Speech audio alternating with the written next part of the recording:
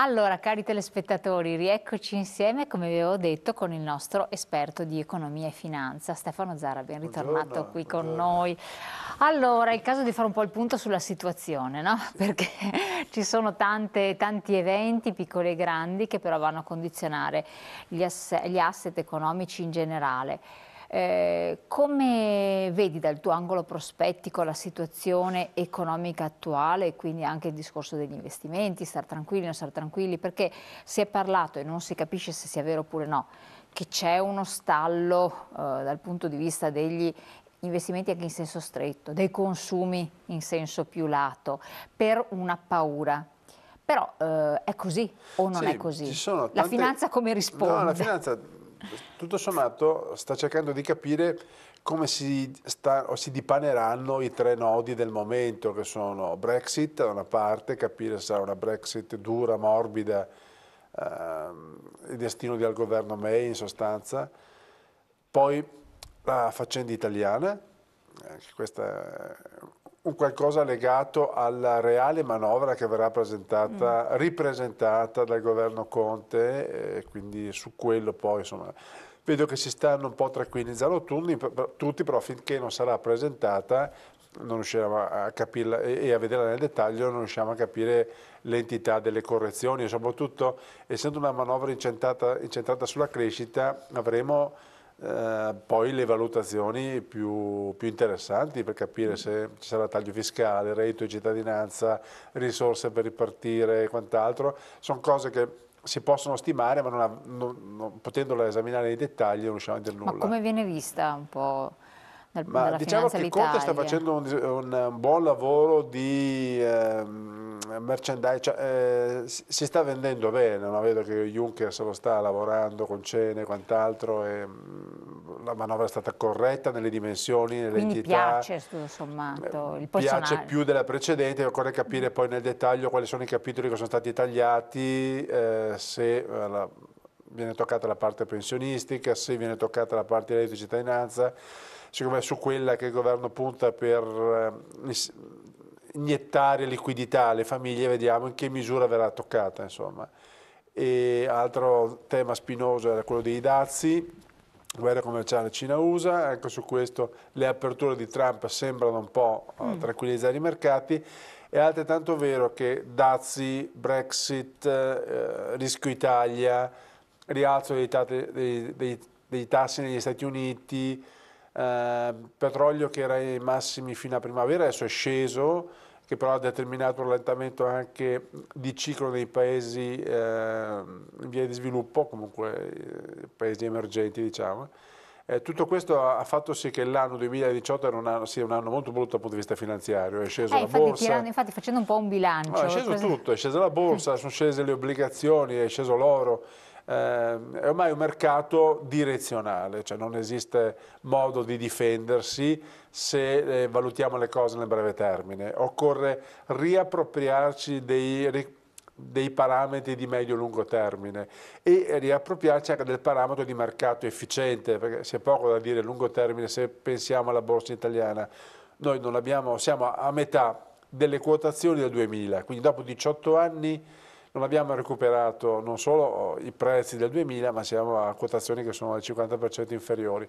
Il nostro non è un mercato efficiente, quindi quando oggi consigliamo di avere un approccio globale. è difficile però, è Globale. difficile Globale averlo. lo puoi fare soltanto con i fondi di investimento, le SIC che investono un po' in tutto il mondo, intercettando le aree di crescita, C'è da fidarsi? i temi di crescita. I prodotti oggi sono talmente tanti e c'è la possibilità di vedere, aprire la scatola e vederci dentro in maniera molto dettagliata, quindi avere una trasparenza sui costi, una trasparenza su cosa compro. Però bisogna intendersene un minimo. Io sto E parlando da cittadino poi qualunque che il magari tutto cioè, parte anche da un rapporto fiduciario con la banca, col consulente, farsi spiegare bene le cose, farsi vabbè, spiegare 2 volte, 3 volte le cose, perché questo aiuta.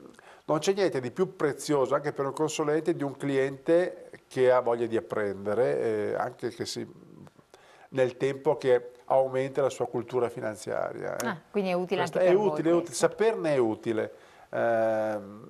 MIFID, IDD, che IDD è quella normativa che entra in vigore quest'anno, che riguarda le imprese di assicurazione, insurance, distribution, si occupa sostanzialmente, è un vincolo per i distributori del fornire informazioni dettagliate e corrette sui prodotti assicurativi riguardo i costi, i vincoli, la durata, al fatto che siano effettivamente aderenti ai bisogni del cliente sottoscrittore, cioè il fatto che l'Italia tutti i paesi UE recepiscono quest'anno normative così importanti e pressanti che riguardano la trasparenza dei prodotti finanziari ed assicurativi, traccia un po' il solco di dove si sta andando. Si sta andando verso la ricerca di una clientela consapevole nei limiti delle proprie competenze. Se uno fa un altro lavoro, ovvio che deve affidarsi a un esperto, però si obbligano anche gli intermediari, quindi chi vende i prodotti, a un'informativa sempre più sintetica,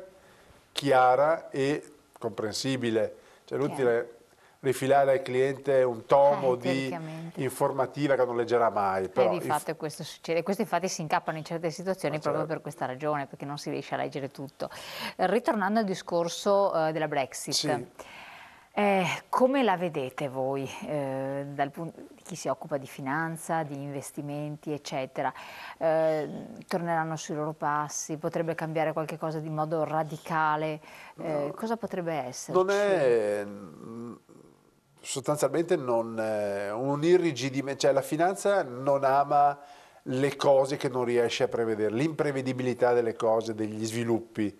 Quindi una Brexit condivisa, sulla Brexit condivisa ormai c'era già da un po', insomma, sono le novità, il fatto stesso che il governo venga sfiduciato, che che gli accordi presi in sede di Unione Europea, in sede di negoziati possono essere disattesi e non possono essere comunque rinegoziati. Mi pare sia un'eventualità che Juncker ha escluso in maniera abbastanza categorica, e il fatto che uno sconto non fa bene, insomma. Ma non vogliono lo sconto. Non vogliono lo sconto né l'Unione Europea né la Gran Bretagna, anzi una Brexit morbida che faccia sì che a livello commerciale, delle relazioni commerciali, mantenga i rapporti così come sono adesso, non crea particolare imbarazzo né alle comunità finanziarie né alle imprese sostanzialmente. Però qualcosa dovrà essere fatto comunque, sì, ci deve essere una presa di c'è posizione. una cosa, chi si occupa di denaro, no, vede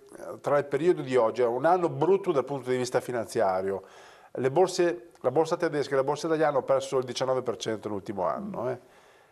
L'unica borsa che è rimasta a galla è quella americana. Quindi un anno molto brutto. Se uno guarda il denaro sostanzialmente vede che la massa di liquidità, cioè di denaro non investito, è molto superiore rispetto a quella del 2009-2010. E questa non è una buona cosa. Era il 3% prima e il 5% e mezzo della totale della massa monetaria di circolazione. Questa è una buona cosa comunque. Ah, buona cosa, è una buona cosa.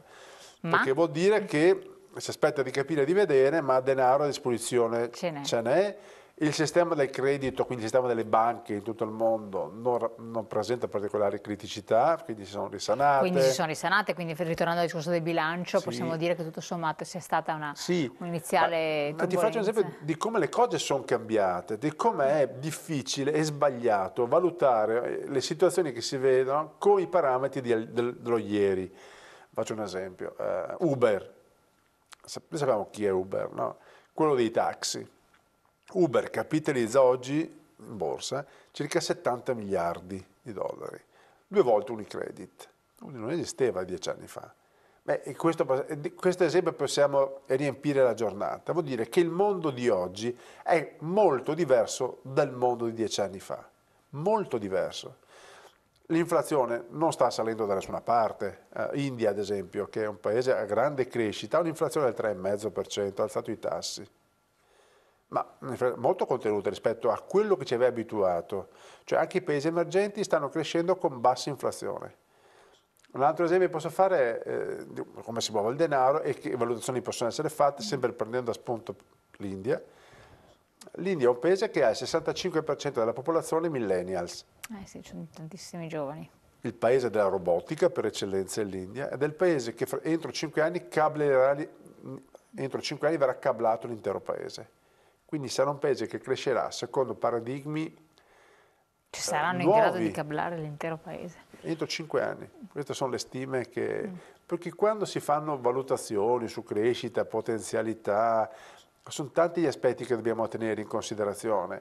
Partiamo dal presupposto che laddove un paese è giovane, in crescita, dove c'è sviluppo e dove si sposano le nuove tecnologie, avrà una crescita più rapida, più veloce e a costi inferiori. Questo potrebbe creare un problema per la vecchia Europa. Sì, sì, è già un problema per la vecchia Europa. È già un problema per la vecchia Europa.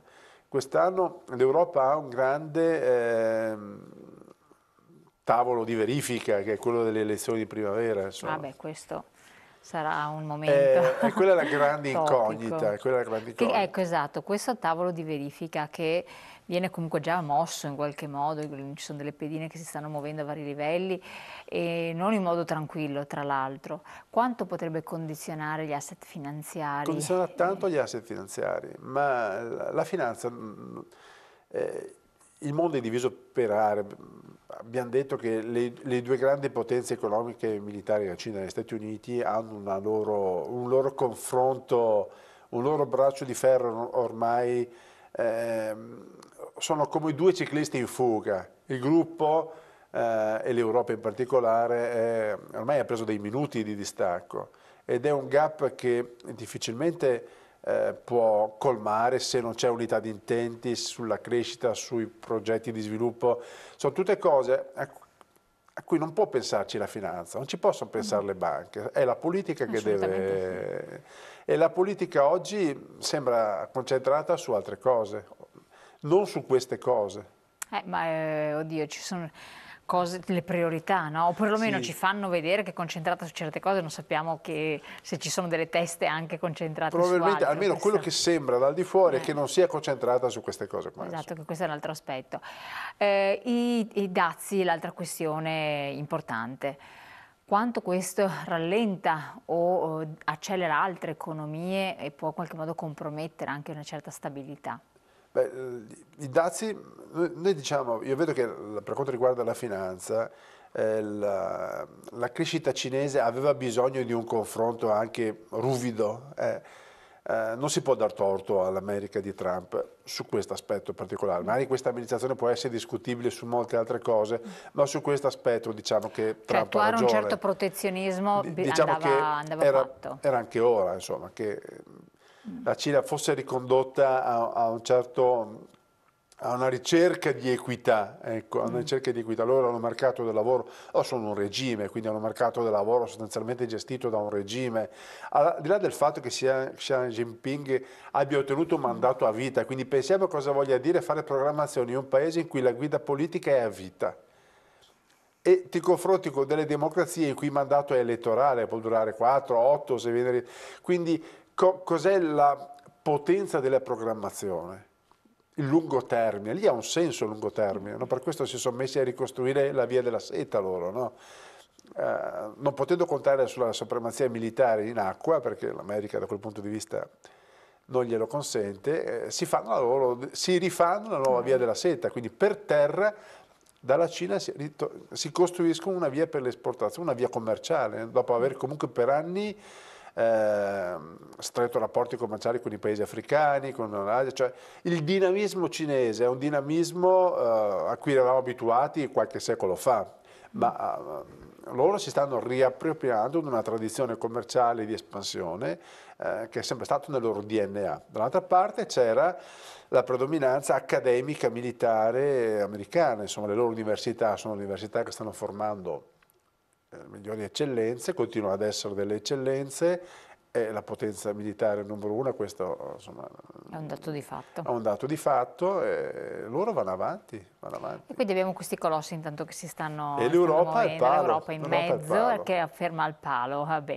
L'Italia come è messa e la situazione banche, gli investimenti sono al sicuro da noi oppure no? Qual è un po' lo stato dell'arte? Le banche italiane le banche oggi in Italia sono dal punto di vista patrimoniale solide complessivamente la media della solidità delle banche oggi non rappresenta un problema. Ovvio le banche lo dicono sempre, lo scrivono, devono ripensare il loro modello di business perché Sono solide, sì. sì, sì. Quindi c'è Sì, insomma non ci sono grandi adesso. problemi da quel punto di vista là per il momento, insomma. È altrettanto vero che la banca è un organismo commerciale, cioè vende denaro, non riesce a fare affari in un paese che non cresce, con cui i tassi non consentono quella marginalità a cui era abituata nel passato. La banca deve ripensare, hanno sempre detto che la banca come la conoscevamo 10 anni fa, anche 20 anni fa, non esisterà più. Esisterà una banca che fa consulenza, ma fa consulenza in un paese che non è abituato a pagare la consulenza. Uno che va in banca va per comprarsi qualcosa, Già paga delle commissioni, ecco, e vabbè. dice, visto che pago Cioè, dalle è commissioni, un poco la corto. consulenza Almeno quello. deve essere compresa in quello che già pago. Cioè, è difficile, e soprattutto la consulenza deve rappresentare un valore, essere Infatti. percepita come un valore, ma essere veramente un valore. Assolutamente, quindi deve anche riacquistare credibilità la banca stessa, perché Assolutamente adesso agli credibilità. occhi di molti è Sì, un po' scesa come sì, discorso sì. credibilità. Lo spread potrebbe subire delle variazioni che ci possono condizionare, perché poi ci condiziona effettivamente, perché lo vediamo Sì, così sì, sì, sì. labile. Ma vi faccio un esempio molto banale, una banca straniera paga il denaro meno della banca italiana, quindi lo può prestare a più buon mercato. Questo è un effetto semplice, immediato, percepibile del fattore spread. È vero che i tassi in Europa sono sempre quelli, cioè l'Euribor a 3 mesi è negativo, a meno 0,36, 0,35, in BCE i depositi sono pagati meno 0,40, non è cambiato nulla sul fronte dei tassi e siccome l'inflazione è bassa e cresciamo poco, sì, passerà ancora un anno prima che in Europa i tassi possano essere rivisti a rialzo. Il problema spread è localizzato nel paese in cui, però il Portogallo che ha uno spread a 140 punti e un'Italia che ha uno spread oggi a 2,60 ma era a 3,40 qualche giorno fa, mi fa pensare che insomma, spazio per scendere, il nostro spread ce l'abbia ancora, Per insomma, scendere per e scendere, per sì, salire, insomma. Per salire ce qualora l'ha se salisse. facciamo stupidaggini, non dico all'italiana, ma stupidaggini nella gestione di una manovra che si aspettino sia coerente. Lo dicono, ma anche la Francia sfora il debito PIL 3%, sì, ma è un paese che ha minore indebitamento e maggiore Beh, crescita. insomma, però non ci scherza mica, ha aumentato l'indebitamento Anche loro, notevolmente, sì, cioè, ma è ne un parlano, paese parlano, però insomma a un che certo cresce di punto. più, cioè il problema del debito è intuitivo anche, puoi avere più debiti se la tua busta paga è più alta, cioè puoi avere più debiti se il tuo PIL cresce in maniera più... E contare di più in Europa a questo punto, Lo visto puoi che siamo fare qui. se cresci di più, se Ah, cresci di sempre più non quello, so. c'è una... Sì, non è che è come se fossimo in un consiglio di amministrazione, no? In base alle azioni che tu hai, il tuo voto conta. Ovvio, noi siamo fra gli azionisti di maggioranza, ma c'è chi ha eh, maggiori requisiti e quindi maggior voce in capitolo. Per dare peso dobbiamo riappropriarci, ok, di credibilità e questo non si costruisce dall'oggi al domani, ma dobbiamo anche capire che le decisioni, cioè la politica arriva a certe decisioni importanti molto in ritardo, molto in ritardo.